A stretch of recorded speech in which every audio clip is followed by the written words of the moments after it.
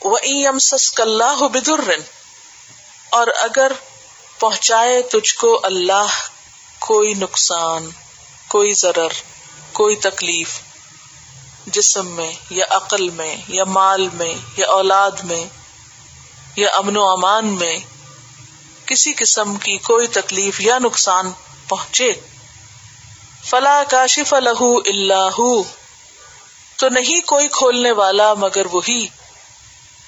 کاشف کا کیا معنی یہاں؟ کھولنے والے نہیں، ہٹانے والا۔ جب تم پر اللہ کی طرف سے کوئی تکلیف آتی ہے تو اس کو کوئی بھی نہیں ہٹا سکتا، کوئی بھی، مگر خود اللہ۔ وَإِن يَمْسَسْكَ بِخَيْرٍ، اور اگر پہنچے تجھ کو کوئی خیر، کوئی بھلائی۔ خیر کیا ہے؟ ضر کی یا ضرر کی ضد ہے۔ اگر تمہیں کوئی بھلائی پہنچے، فَهُوَ عَلَى كُلِّ شَيْءٍ قَدِيرٌ، تو وہ ہر چیز پر قدرت رکھنے والا ہے۔ تو اس سے کیا پتہ چلتا ہے کہ نفع اور نقصان سراسر اللہ کے ہاتھ میں ہے، اور یہ جو تقدیر پر ایمان لانا ہے، وہ علی کل شیء قدیر، تو یہ دراصل کیا ہے؟ انسان کو بہت سے غموں سے نجات دے دیتا ہے۔ انسان پھر کسی سے ڈرتا نہیں، انسان خوف سے بے نیاز ہو جاتا ہے، خوف ہٹ جاتا ہے اس کے دل سے۔ ہمارے دلوں میں عام طور پر کس چیز کا خوف رہتا ہے؟ لوگ کیا کہیں گے، یا یہ کہ کہیں میں بیمار نہ ہو جاؤں۔ بِضُرٍ سے مراد کیا ہے؟ کوئی بھی تکلیف جو جسم میں ہو، مثلا یا عقل میں یا پھر مال میں، کہ چوری نہ ہو جائے، ضائع نہ ہو جائے، یا بچوں میں کہ ان کو کوئی نقصان نہ ہو، کوئی تکلیف نہ ہو، یا امن و امان ملک کا یا قوموں کا یا دنیا کا، کیونکہ سارے ڈر یہی تو ہیں۔ لیکن جس شخص کا یہ ایمان ہو جائے کہ مجھ پر کوئی تکلیف نہیں آ سکتی مگر یہ کہ اللہ چاہے، تو ایسا شخص غیر ضروری وسوسوں اور توہمات اور پریشانیوں اور فکروں سے نجات پا لیتا ہے۔ وہ پھر اللہ کے سوا کسی اور سے ڈرتا نہیں۔ کیسے؟ کیونکہ ہر چیز تو اللہ کے ہاتھ میں ہے۔ آپ دیکھیے کہ عام طور پر جب ہم پہ کوئی تکلیف آتی ہے تو ہم کس کی طرف دیکھنے لگتے ہیں؟